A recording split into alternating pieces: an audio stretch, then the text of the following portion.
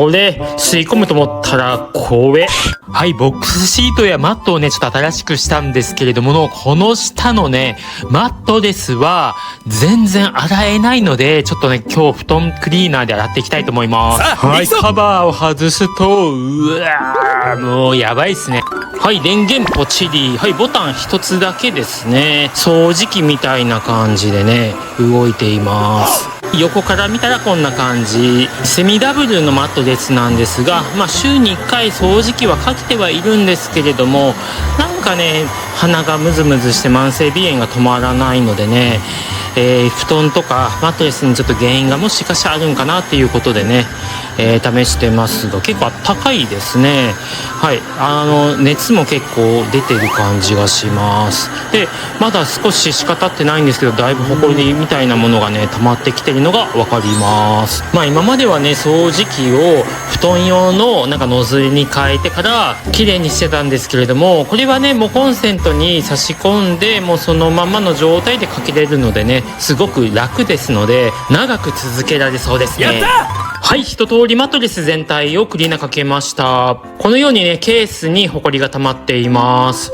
おー、すごいですね。この短時間でこんなにホコリが溜まってますね。これ吸い込むと思ったらこれ。はい、コスパよくて手軽にマットレスや布団を掃除したいなっていう方におすすめの商品でした。